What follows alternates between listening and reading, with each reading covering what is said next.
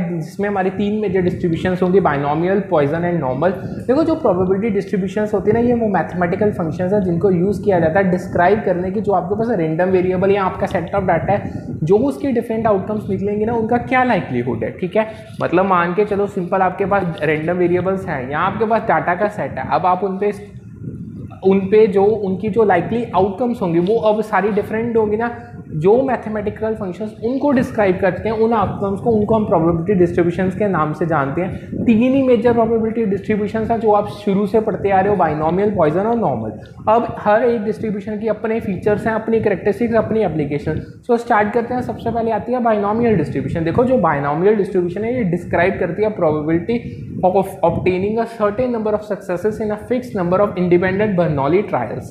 बहुत सिंपल चीज़ है, यानी कि जो बाइनोमियल डिस्ट्रीब्यूशन, देखो आपके पास टोटल n इंडिपेंडेंट, मतलब आपके पास इंडिपेंडेंट बाइनोमियल, अगर मैं आपको सिंपल भाषा में बताऊं तो लाइक समझन, ध्यान से समझो, आपके पास फिक्स नंबर है इंडिपेंडेंट बर्नौली ट्रायल्स का। ठीक है, आपने यानी इतने बार एक्सपेरिमेंट्स करने हैं, फिक्स नंबर है, उसमें से आपकी जो सक्सेस की प्रोबेबिलिटी आती है, ठीक है, यानी वो कितनी है उसको ऑब्टेन करना ही बाइनोमियल डिस्ट्रीब्यूशन को का काम है। यानी बाइनोमियल डिस्ट्रीब्यूशन इस चीज़ को ही डिस्क्राइब करती है। ठीक है, अब जो ये आपके इंडिपेंडेंट बर्नौली ट्रायल्स हैं, ये हम वो ये यानी बेसिकली एक्सपेरिमेंट्स है जिसमें दो ही पॉसिबल आउटकम्स होंगी, या तो सक्सेस होगा या फेलियर। मतलब इन शॉर्ट आप सीधा मान के चलो आपके पास इतने जो भी आपके ट्रायल्स है ना, जब वो ट्रायल करोगे उसमें दो ही चीज़ें होंगी, या तो सक्सेस या फेलियर, और आपने सक्सेस फाइंड आउट करना कितनी बारी आ रहा है। तो ये चीज़ आपको बाइनोमियल डिस्ट्रीब्यूशन डिस्क्राइब करेगी। दो पैरामीटर्स होते हैं इसके, एक तो नंबर ऑफ ट्रायल्स है जिसकी डिनोशन n है, और दूसरी प्रोबेबिलिटी ऑफ सक्सेस जिसे हम p के नाम से जानते हैं, यानी डिनोट p के नाम से करते हैं। अगर प्रोबेबिलिटी ऑफ सक्सेस p के बराबर है तो प्रोबेबिलिटी ऑफ फेलियर 1 - p यानी q के बराबर होती है। ठीक है, बाइनोमियल डिस्ट्रीब्यूशन का फॉर्मूला आपके सामने स्क्रीन पे प्रेजेंट है, आप देख सकते हो। देखो जो Px = k ये रिप्रेजेंट करता है कि जो प्रोबेबिलिटी आपको एग्जैक्टली k सक्सेसेस आएंगे n ट्रायल्स में। जो CNK है ये बाइनोमियल कोफिशिएंट है, ये बेसिकली नंबर ऑफ वेज है जिसमें आप चूज करोगे k successes from n trials, यानी आपने n ट्रायल्स किए उसमें k सक्सेसेस आए, उसको जितना नंबर है उनका चूज करने का, that is represented by binomial coefficient. अब जो p है वो प्रोबेबिलिटी ऑफ सक्सेस है हर ट्रायल में, और जो 1 - p है वो प्रोबेबिलिटी ऑफ फेलियर है हर ट्रायल में। 1 - p को आप q भी लिख सकते हो। जो बाइनोमियल डिस्ट्रीब्यूशन है इसे कॉमनली उन सिचुएशंस में यूज किया जाता है जहां पे आपको बाइनरी आउटकम्स आती हैं। अब बाइनरी आउटकम कैसे होती हैं, जैसे आपने कॉइन फ्लिप किया, या आपको सक्सेस या फेलियर चाहिए एक्सपेरिमेंट का, या आप सर्वे कर रहे हो जिसमें आपका रिस्पॉन्स जस्ट यस या नो में ही होगा। अब कुछ मेजर प्रॉपर्टीज आती है बाइनोमियल डिस्ट्रीब्यूशन की, उनको करते हैं। देखो प्रॉपर्टीज बहुत इंपॉर्टेंट चीज़ है, पेपर में बहुत बार पूछी गई है। सबसे पहले तो आती है ये सिमेट्रिकल या स्क्यूड होता है। अब ये प्रॉपर्टी सिंपल ये कहती है कि जो आपके बाइनोमियल डिस्ट्रीब्यूशन की शेप होगी वो वेरी करेगी, और वो सिमेट्रिकल भी हो सकती है, स्क्यूड भी हो सकती है। अब ये डिपेंड किस पे करता है कि आपके वैल्यू क्या आई पैरामीटर्स की, मतलब n क्या आया, p क्या आया, q क्या आया। सेकेंड मेन प्रॉपर्टी है n एंड p दो पैरामीटर्स हैं। देखो जो ये प्रॉपर्टी बिल्कुल करेक्ट है, जो n है वो रिप्रेजेंट करता है कि कितनी बार आपने ट्रायल्स किए, क्या आपकी ऑब्जर्वेशन है कितनी बारी हुई है, और जो p है वो रिप्रेजेंट करता है हर एक ट्रायल में सक्सेस क्या रहा है इसका। ठीक है, अब जो ये बाइनोमियल डिस्ट्रीब्यूशन है ये आपको कोई स्पेसिफिक कैरेक्टरिस्टिक्स नहीं बताता, यानी जो बेसिकली ये मैंने अभी आपको दो कैरेक्टरिस्टिक नहीं है, सबसे वैसे इसकी कैरेक्टरिस्टिक बहुत होती हैं, बट जो ये पहली दो हैं ये पेपर में अनगिनत बार पूछी गई है। ठीक है, आगे बढ़ते हैं। आगे आती है पॉइजन डिस्ट्रीब्यूशन। देखो जो पॉइजन डिस्ट्रीब्यूशन मॉडल है ये आपको the model the probability The Poisson distribution models the probability of a given number of events occurring within a fixed interval of time or space when the events happen independently at a constant average rate।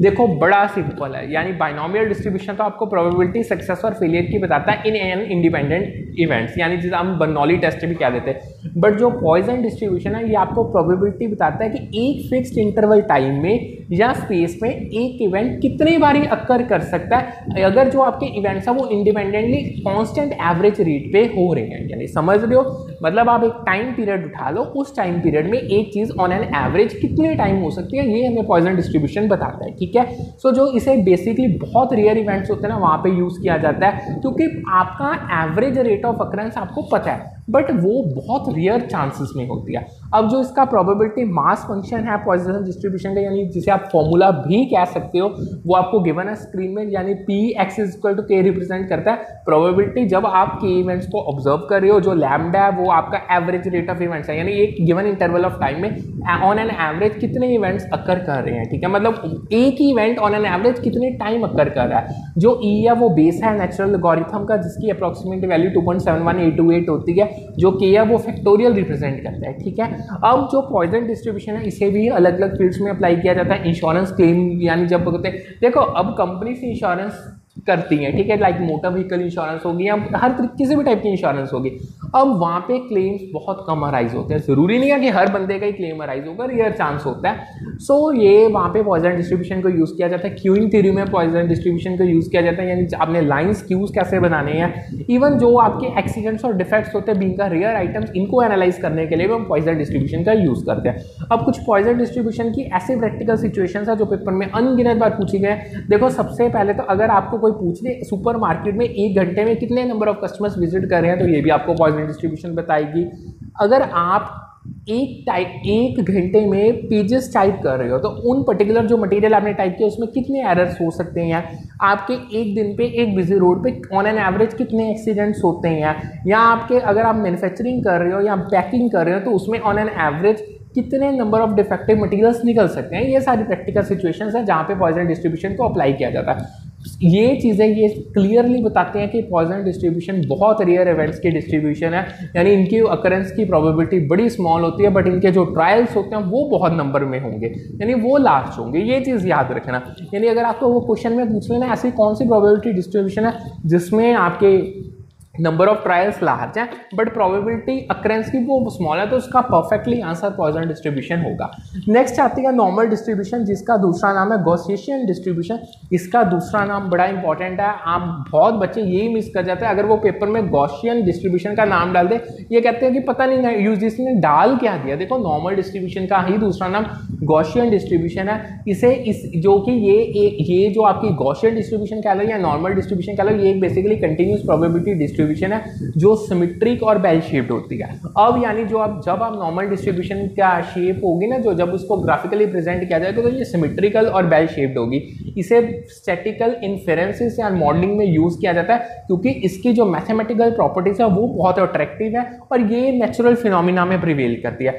Formula आपकी screen के सामने आपके present है, इसमें जो F x है वो represent करता है प्रोबेबिलिटी डेंसिटी, जो आपकी वैल्यू एक्स की है उसकी जो न्यू है वो मीन है डिस्ट्रीब्यूशन का, जो सिग्मा है वो स्टैंडर्ड डेविएशन है। सो जो नॉर्मल डिस्ट्रीब्यूशन है उसकी जो करैक्टरिस्टिक्स हैं वो जो मतलब जो मेजर चीज़ उसको डिस्क्राइब करती है, जो प्रॉपर्टीज है वो है कि ये अप्रॉक्सीमेटली 68% ऑफ जो डाटा है ना वो एक स्टैंडर्ड डेविएशन जो मीन की होती है उसके अंदर आता है। जो 95% डाटा है वो 2 स्टैंडर्ड डेविएशंस के अंदर आएगा और जो 99.7% है वो 3 स्टैंडर्ड डेविएशंस के अंदर आएगा।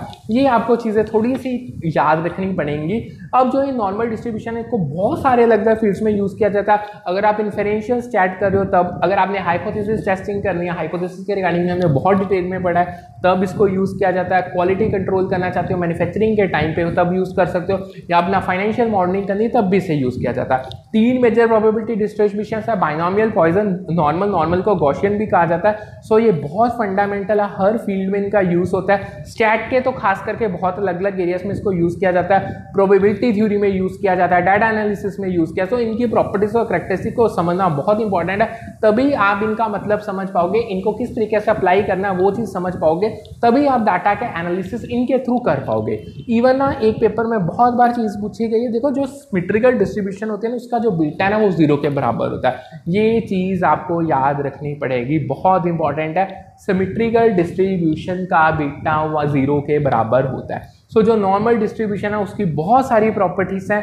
एक तो ये यूनिमॉडल डिस्ट्रीब्यूशन होती है, मतलब इसमें एक ही मॉड होगा। कंटिन्यूस डिस्ट्रीब्यूशन होगी, इसमें जो आपकी सेंट्रल वैल्यूज हैं जिसे आप मेजर्स ऑफ सेंट्रल टेंडेंसी के नाम से भी जानते हो, मीन, मीडियन, मॉड, वो इक्वल होते हैं, ठीक है, तभी तो ये सिमेट्रिकल और बेल शेप्ड बनता है। कुछ और मेजर कैरेक्टरिस्टिक नॉर्मल डिस्ट्रीब्यूशन की जो पेपर में पूछी गई हैं उनको स्टडी करते हैं। देखो जो मीन है नॉर्मल डिस्ट्रीब्यूशन का वो नेगेटिव भी हो सकता है, पॉजिटिव भी हो सकता है, ये बिल्कुल ठीक है, क्योंकि जो मीन है वो रिप्रेजेंट करता है डिस्ट्रीब्यूशन का सेंटर को, और जो सेंटर है वो कोई भी रियल वैल्यू ले सकता है। जो नॉर्मल रैंडम वेरिएबल है, यानी कोई भी एनी नॉर्मल रैंडम वेरिएबल जो डिस्ट्रीब्यूशन में आता है वो 0.50 के बराबर हो सकता है। यानी ये ट्रू है, जो स्टैंडर्ड नॉर्मल डिस्ट्रीब्यूशन है जिसमें मीन 0 होगा, जो स्टैंडर्ड डेविएशन है वो 1 होगी। बट ये अगर ये तो स्टैंडर्ड डिस्ट्रीब्यूशन की बात है, बट अगर आपके पास नॉन स्टैंडर्ड नॉर्मल डिस्ट्रीब्यूशन है तो उसमें प्रोबेबिलिटीज वेरी कर सकती है। ठीक है, यानी in short normal random variable की वैल्यू यानी उसकी प्रोबेबिलिटी 0.50 होगी अगर आपकी नॉर्मल डिस्ट्रीब्यूशन स्टैंडर्ड है। बट अगर नॉन स्टैंडर्ड है तो उसकी प्रोबेबिलिटीज वेरी कर सकती है। हर एक वैल्यू यानी जो आपका दो पेयर है, एक न्यू है मतलब एक मीन है आपका, ए आपकी standard deviation, her every pair of values, ये जितनी आपके पेयर में वैल्यूज आएंगी जो कर्व ऑफ डिस्ट्रीब्यूशन है उसमें वो बेल शेप्ड और सिमेट्रिक होगा। अब ये भी नॉर्मल डिस्ट्रीब्यूशन की कैरेक्टरिस्टिक है, क्योंकि जो बेल शेप्ड होता है ना कर्व वो सिमेट्रिक होता है अराउंड द मीन। ठीक है, सो उसको इवन उसको स्टैंडर्ड डेविएशन डिटरमाइन करती है। तीसरे आगे आते हैं यूनिमॉडल बेल शेप्ड एंड सिमेट्रिकल। ये कैरेक्टरिस्टिक भी बिल्कुल करेक्ट है। देखो उन्होंने आपको पता है ये कैसे पूछा था, अगर आप देखोगे जो मैंने ये बनाया है उन्होंने आपको ना ऑप्शंस दी थी 10-12, वो कह रहे थे इनमें से चूज करके बताओ which are the characteristics for the normal distribution. So सबसे पहले तो यही थी कि जो नॉर्मल डिस्ट्रीब्यूशन का मीन है वो नेगेटिव पॉजिटिव हो सकता है। दूसरा जो नॉर्मल रैंडम वेरिएबल है उसकी प्रोबेबिलिटी 0.50 के बराबर होती है। तीसरा जो मीन और स्टैंडर्ड डेविएशन की वैल्यूज है यानी जो कर्व है डिस्ट्रीब्यूशन है वो बेल शेप्ड और सिमेट्रिकल होगा। ठीक है, नेक्स्ट थी यूनिमॉडल बेल शेप्ड एंड सिमेट्रिकल, यानी जो इसका आपका ये आपकी नॉर्मल डिस्ट्रीब्यूशन भी का कंटिन्यूस डिस्ट्रीब्यूशन ये यूनिमॉडल होती है, यानी इसमें एक ही मॉड होता है। सो जो नॉर्मल डिस्ट्रीब्यूशन है वो सिंगल पीक पे जाती है, यूनिमॉडल है, बेल शेप्ड होगी, सिमेट्रिकल अराउंड मीन होगी। सिम्टोमेटिक टू एक्सेसेस, ये भी स्टेटमेंट बिल्कुल करेक्ट है, ये भी एक प्रॉपर्टी है, यानी जो नॉर्मल डिस्ट्रीब्यूशन की टेल है ना वो इनफाइनाइटली एक्सटेंड करती है दोनों ही डायरेक्शन में। सिमेट्रिकल मतलब मीन के बीच मतलब वो तो सेंटर में ऊपर बेल शेप्ड है, बाकी उसकी जो एक्सटेंशंस हैं वो बहुत लंबे तक जाती है, सो वो डायरेक्शन में, सो ये असिम्टोमेटिकली एक्स एक्सिस को अप्रोच करती है। अब जो लास्ट थी जो मीन और स्टैंडर्ड डेविएशन, ये दोनों पैरामीटर्स इसके हैं। अब ये भी बिल्कुल करेक्ट था, जो म्यू है वो रिप्रेजेंट करता है मीन को और डिस्ट्रीब्यूशन के जो स्टैंडर्ड डेविएशन का डिनोशन है वो तो स्टैंडर्ड डेविएशन है। ठीक है, सो इवन जो नॉर्मल डिस्ट्रीब्यूशन की मेन कैरेक्टरिस्टिक है, जो मीन है वो मीडियन के बराबर होता है, जो प्रोबेबिलिटी ऑफ एक्स है वो ना या तो कम होगी या बराबर होगी 0.50 के। ठीक है, आगे आती है आपके पास एक्सपोनेंशियल डिस्ट्रीब्यूशन। देखो इसकी एक ही लाइन कर लो, वैसे डिटेल में नहीं आता, पहले इतना समझ लो, time interval between successive arrival of customers in a queue. अगर आप एक क्यू बना रहे हो, ठीक है, आपकी शॉप है उसमें आपकी एक लाइन बन रही है, उसके जो टाइम इंटरवल है कि हर एक न्यू बंदा आपके क्यू में आके खड़ेगा, उसको हम एक्सपोनेंशियल डिस्ट्रीब्यूशन के थ्रू फाइंड कर सकते हैं। ये नेक्स्ट आती है परेटो डिस्ट्रीब्यूशन, ये भी बहुत इंपॉर्टेंट है। ये बेसिकली पता है कहाँ पे यूज होती है, जब हमने इनकम, प्रॉपर्टी या कुछ ऐसी ह्यूमन के एबिलिटीज है जो हमने डिस्ट्रीब्यूट करनी है एक कैपिटलिस्टिक सोसाइटी में, तब हम परेटो डिस्ट्रीब्यूशन को यूज करते हैं। पहले इसका मतलब समझते हैं। देखो परेटो डिस्ट्रीब्यूशन को बहुत ऑफनली यूज किया जाता है जब हम इनकम और प्रॉपर्टी की कैपिटलिस्ट इकोनॉमी में ओनरशिप को डिफाइन करना चाहते हैं। ठीक है, बेसिकली इसे इटालियन इकोनॉमिस्ट विल्फ्रेडो परेटो था, उसके नाम के पीछे गए, उसने ही इस पे काम किया था। उसने क्या किया था, उसने ना स्मॉल परसेंटेज ऑफ पॉपुलेशन को स्टडी किया था जिनके पास पूरी सोसाइटी की लार्जर वेल्थ थी। मतलब देखो सोसाइटी में एक स्मॉल पॉपुलेशन उठा ली, उसको ऑब्जर्व किया, अब उस पॉपुलेशन के पास सोसाइटी की लार्जर अमाउंट ऑफ वेल्थ थी। सो परेटो डिस्ट्रीब्यूशन सिंपल इतना है, कहती है कि ये बेसिकली इनकम और वेल्थ की डिस्ट्रीब्यूशन है जो एक पावर लॉ रिलेशनशिप को फॉलो करती है, जहां पे जो स्मॉल पॉपुलेशन, जो स्मॉल प्रोपोर्शन है पॉपुलेशन की, उसके पास मेजॉरिटी ऑफ वेल्थ और इनकम होती है सोसाइटी की, और जो मेजॉरिटी है पॉपुलेशन की उसके पास स्मॉलर शेयर होता है। सो जो ये डिस्ट्रीब्यूशन है बेसिकली ये लॉन्ग टेल में होती है, यानी इसमें एक्सट्रीम इनइक्वालिटी है, क्योंकि छोटे से पॉपुलेशन की छोटा हिस्सा उसके पास लार्जर शेयर है और पॉपुलेशन का बड़ा हिस्सा उसके पास स्मॉलर शेयर। सो कैपिटलिस्ट इकोनॉमी में जो आपके मीन्स ऑफ प्रोडक्शन है खास करके वो प्राइवेटली ओन्ड होते हैं, जिनके चीज़ें जिनके थ्रू हम प्रोडक्शन करते हैं वो प्राइवेटली ओन्ड है, और जो इकोनॉमिक एक्टिविटीज़ है उनका उनके पीछे जो लक्ष्य और मुद्दा एक ही है कि पैसा कमाना, प्रॉफिट मोटिव। सो जो वेल्थ एक्युमुलेशन और इनकम डिस्पैरिटीज हैं वो बढ़ती ही जाएंगी। ठीक है, सो जो परेटो डिस्ट्रीब्यूशन है ये कैप्चर करती है कि कंसंट्रेशन ऑफ वेल्थ और इनकम,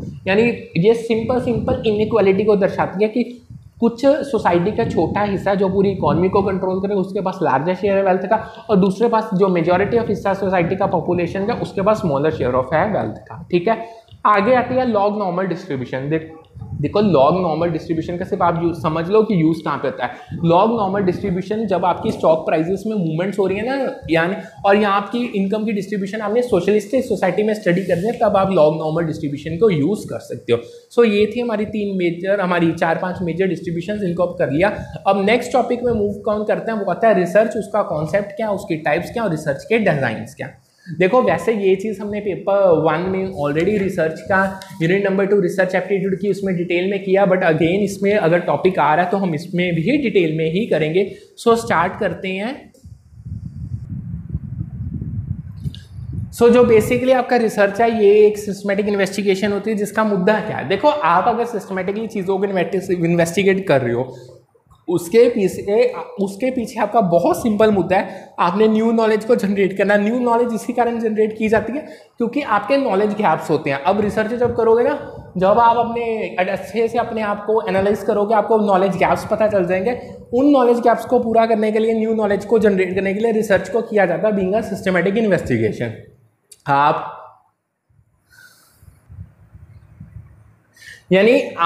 कई बार अगर आपने अपनी एग्जिस्टिंग नॉलेज को इवन एक्सपैंड करना चाहते, देखो चाहे आपने न्यू नॉलेज जनरेट करनी है या एग्जिस्टिंग नॉलेज को एक्सपेंड करना है, कहीं ना कहीं चीज़ों का मतलब सेम है। इवन आपको कई प्रॉब्लम्स या इश्यूज जो राइज हो गए, आपको अगर उनका स्पेसिफिकली सॉल्यूशन चाहिए, उसके लिए भी रिसर्च किया जाता है। सो बेसिकली बहुत स्ट्रक्चर्ड प्रोसेस है जिसमें हम पहले इंक्वायरी करते हैं हमें करना क्या है। जब आपका ऑब्जेक्टिव और डेफिनेशन आपके प्रॉब्लम की क्लियर हो जाएगी, फिर आप डाटा को कलेक्ट करोगे, फिर उस डाटा जो आपने कलेक्शन अलग अलग मेथड्स को यूज़ करके की होगी, ठीक है, उसके बाद हम डिफरेंट स्टैटिस्टिकल टेक्निक्स को यूज करके एनालिसिस करेंगे और एट द एंडिंग हमारी जो फाइंडिंग्स आएंगे उनको इंटरप्रेट कर देंगे, फिर उन फाइंडिंग्स को जनरलाइज कर दिया जाता है। जो रिसर्च है वो बहुत क्रूशियल रोल प्ले करता है, जिसमें मतलब हर एक डिसिप्लिन में जौन सा मर्जी सब्जेक्ट उठा लो, जौन सा मर्जी डिसिप्लिन उठा लो, हर जगह पे रिसर्च तो होगा ही होगा। अगर आपने सोसाइटल इश्यूज को एड्रेस करना है तब भी रिसर्च होगा। सो इन शॉर्ट ये ना, अगर आपको एविडेंस बेस्ड डिसीजन मेकिंग चाहिए तो रिसर्च सबसे बेस्ट ऑप्शन है, ठीक है। अब आगे आता है कॉन्सेप्ट क्या रिसर्च का। देखो रिसर्च में कुछ की एलिमेंट्स होते हैं। सबसे पहले आता है सिस्टमेटिक इन्वेस्टिगेशन, यानी जब भी रिसर्च होगा, यानी रिसर्च को कंडक्ट यूजिंग एक सिस्टमेटिक अप्रोच को यूज करके किया जाएगा। सिस्टमेटिक अप्रोच वैसे मैंने बहुत डिटेल में करवाया है। अगर मैं आपको सिंपल मुद्दे में बताऊं तो यानी आपका एक क्लियरली डिफाइंड प्लान होगा, आपका एक मेथड होगा, यानी आपने उस प्लान और मेथड के अकॉर्डिंग ही चलना है और फिर अपने रिसर्च के प्रोसेस को कंडक्ट करना है। सेकेंड आता है नॉलेज जनरेशन। रिसर्च का मुद्दा ही ये है, आपने अपनी बॉडी ऑफ नॉलेज को उसमें आपने कंट्रीब्यूट करना है, यानी नई नॉलेज लेके आनी है, यानी और इवन अपनी एग्जिस्टिंग नॉलेज को एक्सपेंड करना है। तभी आपको न्यू इनसाइट्स पता चलेंगे, आप थ्योरीज बना पाओगे और एम्पेरिकल एविडेंसेस चीज़ों के आपको मिल जाएंगे। तीसरा आता है प्रॉब्लम सॉल्विंग। रिसर्च को कंडक्ट ही कई बार प्रॉब्लम्स को सॉल्व करने के लिए, प्रॉब्लम्स के सोल्यूशंस को फाइंड आउट करने के लिए किया जाता है। यहाँ जो आपके गैप्स हो नहीं है, आपकी समझ में, जो आपके अंडरस्टैंडिंग में, जो आपकी नॉलेज में गैप्स हैं, उनको पूरा करने के लिए। चौथा आता है रिगोरस मैथडोलॉजी। देखो रिसर्च रिगोरस और वेल एस्टैब्लिश्ड मेथड्स को अप्लाई करता है। हर चीज़ का रिसर्च में मेथड है। बेसिकली 5 से 7 स्टेप्स का प्रोसेस होता है, हर स्टेप में मेथड्स आएंगे, यानी हर एक चीज़ के पर्टिकुलरली आपको डिफाइंड मेथड्स हैं, आपको उन मेथड्स को फॉलो करके उन स्टेप्स को पूरा करना पड़ेगा, ठीक है। वैलिड ये चीज़ें क्यों जरूरी है, आप क्यों डिफाइंड मेथड्स यूज कर रहे हो। देखो इससे एक तो आपके रिसर्च की फाइंडिंग्स की वैलिडिटी बनी रहती है, वो वैलिड रहती है through out their entire life, reliable है, हर बंदा उस पर डिपेंड कर सकता है। इवन आप अपनी फाइंडिंग्स को जनरलाइज करके पूरी सोसाइटी पे, पूरे होल नेशन पे लगा सकते हो। अब आते हैं रिसर्च में, उन्होंने पेपर में क्वेश्चन डाला था रिसर्च के प्रोसेस के, उन्होंने स्टेप्स आपको जंबल्ड वे में दे दिए थे।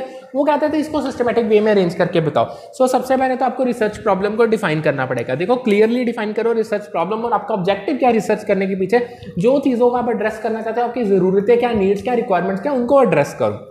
दूसरा हाइपोथेसिस को फॉर्मुलेट करो। देखो आपको हाइपोथेसिस को फॉर्मुलेट या सेट करना पड़ेगा, तभी आप एक टेंटेटिव यानी टेम्पररी तौर पे कोई चीज़ की एक्सप्लेनेशन या प्रेडिक्शन कर पाओगे। जो रिसर्च प्रॉब्लम रिसर्च प्रॉब्लम को बेस बना के जब आप हाइपोथेसिस फॉर्मुलेट करोगे, एक बार आप उस बेसिस पे जो आपका रिसर्च प्रॉब्लम का बेस है ना, उसके बेसिस पे आप एक बार टेंटेटिव एक्सप्लेनेशन दे दोगे, फिर आप वेरीफाई करोगे कि वो करेक्ट बैठती है या नहीं बैठती है। ये होता है थ्रू टेस्टिंग ऑफ हाइपोथेसिस। आगे आता है रिसर्च डिजाइन की प्रिपरेशन। अब आप पूरे अच्छे से प्लान करोगे, रिसर्च डिजाइन को प्रिपेयर करोगे, जिसमें आपने कौन कौन से रिसर्च मेथड यूज करने हैं वो क्या होंगे, आपकी डाटा कलेक्शन टेक्निक्स क्या होगी, या आपने सैंपल जो बनाना है उसको कलेक्ट करने की स्ट्रेटेजीज क्या होगी, ये सब कुछ आ जाएगा। नेक्स्ट आता है collection and analysis of data. अब आपने डिफरेंट मेथड्स यूज करके डाटा को कलेक्ट कर दिया, अब टाइम आता है उनको एनालाइज करने का। ठीक है, जो आपने रेलेवेंट डाटा कलेक्ट किया रिसर्च डिजाइन के अकॉर्डिंग उसको एनालाइज किया जाएगा अलग अलग स्टैटिस्टिकल और क्वालिटेटिव एनालिसिस मेथड को यूज करके, ताकि जो आपको डाटा में से इंफॉर्मेशन मिल सके, यानी आपको मीनिंगफुल इंसाइट्स पता चल सके कि ये डाटा आपको प्रोवाइड कर क्या रहा है। लास्ट आता है इंटरप्रिटेशन एंड रिपोर्ट राइटिंग। आखिर में क्या किया जाता है, जब आपके पास फाइंडिंग्स आ जाती हैं आप उनको इंटरप्रेट करते हो, यानी ये फाइंडिंग्स सब डाटा एनालिसिस के बाद आएंगी। फिर आप कंक्लूजन्स बनाओगे, रिकमेंडेशंस दोगे, जो आपकी रिसर्च में आउटकम्स निकले उनको पूरी हर बंदे को कम्युनिकेट कर दोगे। फिर वो फाइंडिंग्स को जनरलाइज करके पूरी थ्योरीज डेवलप की जाती है। ठीक है, आगे अगेन पेपर में आया था, अब उन्होंने नेक्स्ट से क्वेश्चन डाला तो उन्होंने सेकंड स्टेप जो आपका फॉर्मुलेशन ऑफ हाइपोथेसिस उसको उठा दिया।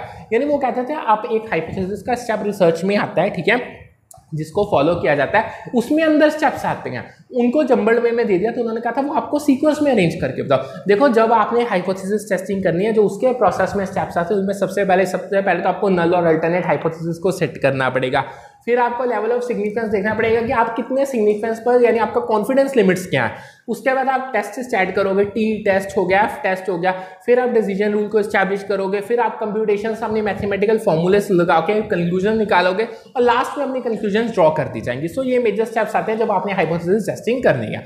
अब आगे ना एक क्वेश्चन साइंटिफिक रिसर्च का है। अब ये क्वेश्चन चाहे आप यहाँ पे समझ लो इसको, चाहे आप अपनी लास्ट यूनिट जो हमारी कॉमर्स के पेपर 2 की लास्ट यूनिट आएगी जिसमें हम अपना income tax and legal aspects of business करेंगे, उसमें इसको समझ लो।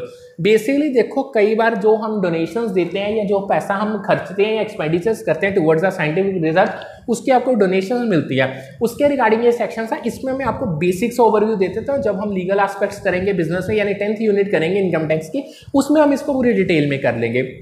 देखो, जो आपका सेक्शन 35 सबसेक्शन 2AA है, ये ऐसी प्रोविजन है जिसमें अगर आपने कोई पेमेंट दी है Indian institute of technology IIT for scientific research, ये उसमें चल जाती है। अब जो सेक्शन 35 सबसेक्शन 1 सबसेक्शन 2A है, ये जब आप पेमेंट देते हो साइंटिफिक रिसर्च पर्पज के लिए किसी कंपनी को, ये उसका।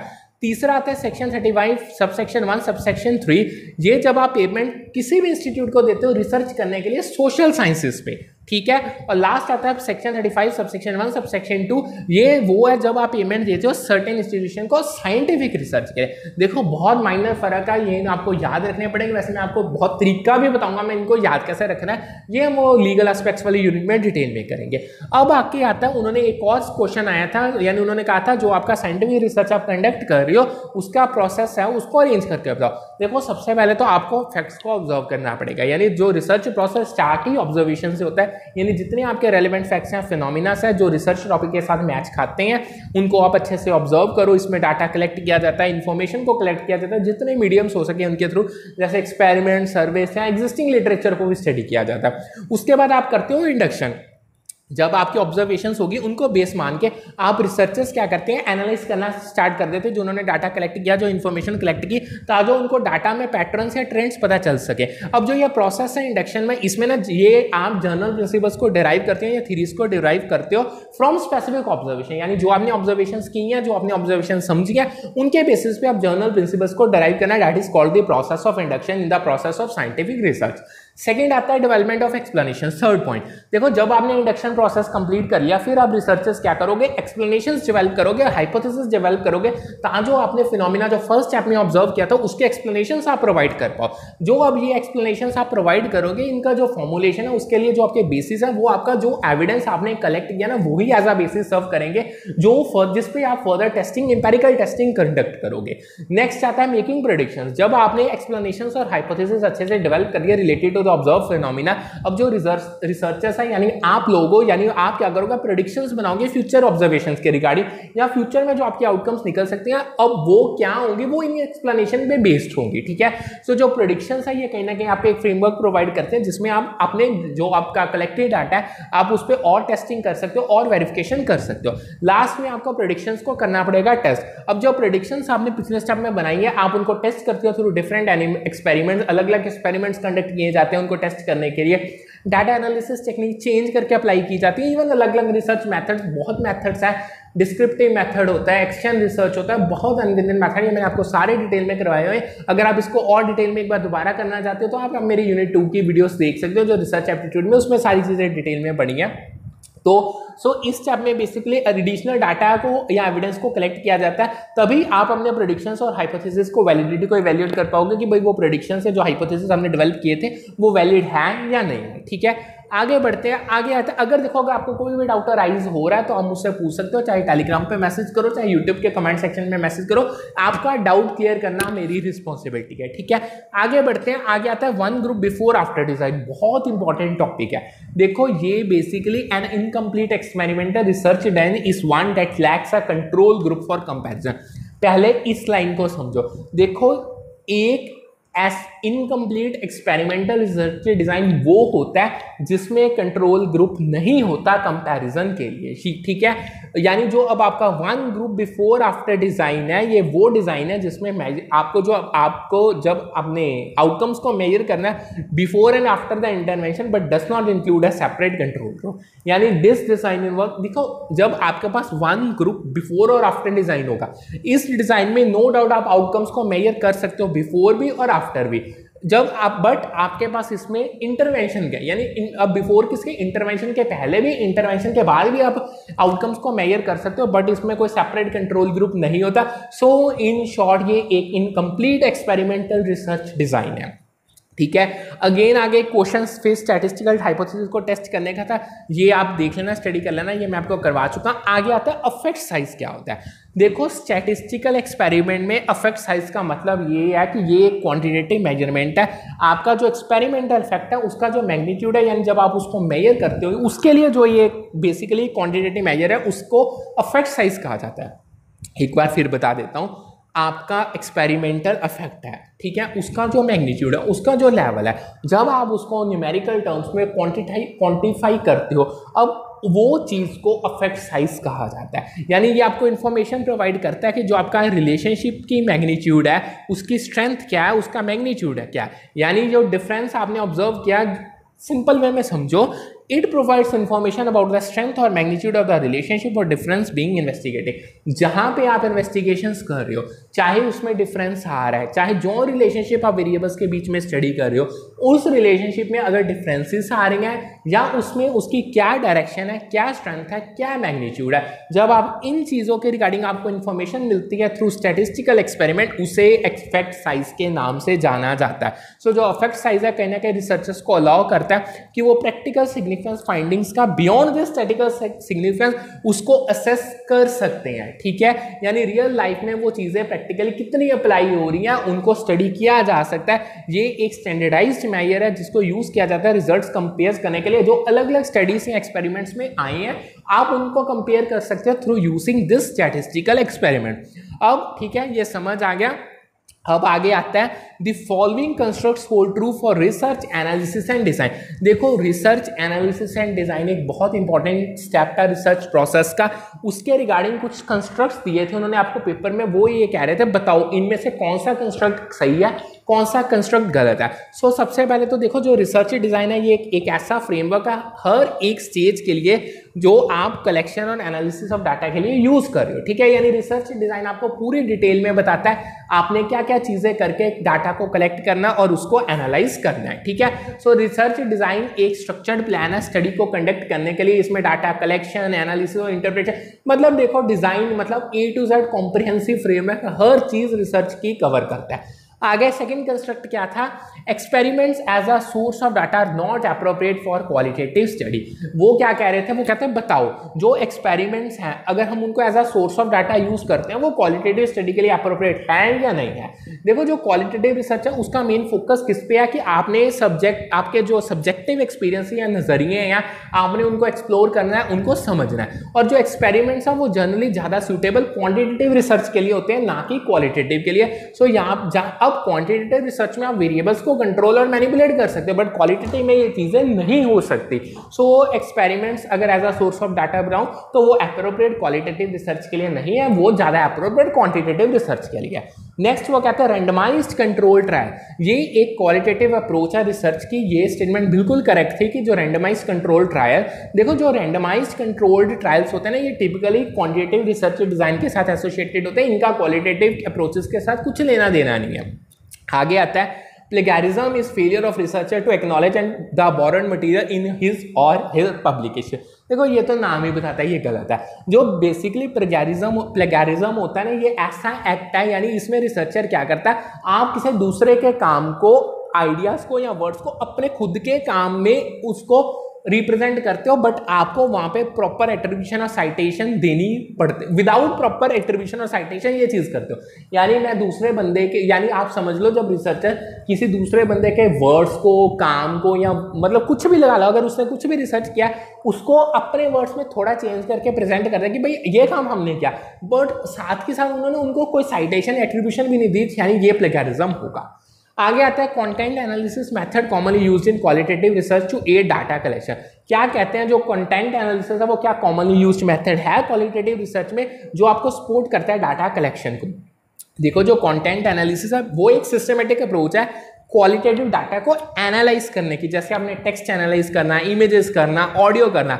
अब ये चीज़ कैसे एनालाइज करते हो, बाय आइडेंटिफाइंग थीम्स, उनके पता लगाओ कि थीम क्या उनका, उनके पैटर्न्स क्या हैं, उनके मीनिंग्स क्या है, ठीक है।